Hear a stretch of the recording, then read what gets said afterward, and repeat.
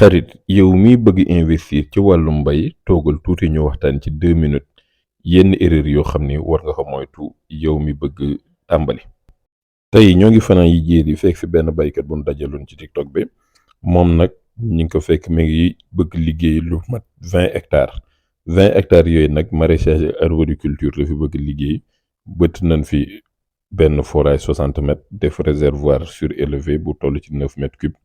suuf si suuf deg joor la maanaam dafa bane tuuti wante nag ñi ngi nekk ci jéeri ji parti boo xam ni ngelaw gi bari na lool tool bi nag li ko wër àll la te tool bi ñag bi pareegul maanaam clôture bi. fii nag ci goutte à goutte bi fekk nañ fi ay traces de sel seetlu nañ ni tamit xaal bi nga xam ni ji nañ ko fii doxul li ko waral nag moom mooy système d'irrigation bi nga xam ni tëral nañ ko fi goutte à goutte la wante nin ko monté moo baaxul ndax ligne yi gudd na lool. ba nga xam ni sunu ubbee ndoo van bi rek dafay war a daw lu mat 160 mètres te loolu mënul nekk bu ko defee gàncax yi duñu mën a naan ndox mu doy ndax réservoir ba day gaaw vidéo ci lu matul 20 minutes. beneen jafe-jafe nag mooy bilan hydrique bi li ñuy woowee bilan hydrique bi mooy xam gàncax gi nu bëgg a bay li muy soxla ci ndox ci ñaata lay tolloo ndax loolu soo ko xamee di nga xam yow ñaata ndox nga war a stocké. teg ko ci mam baaj mbaa nga def ko ci réservoir setu d'eau bi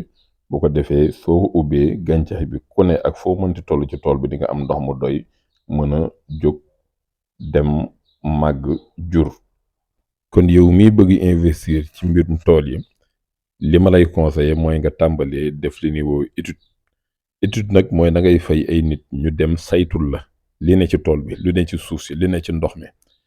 pour jox la solution bi nga xam ne mooy gën a adapté ak yow sa moyen fi mu toll nga mën a yemale li ngay defee sa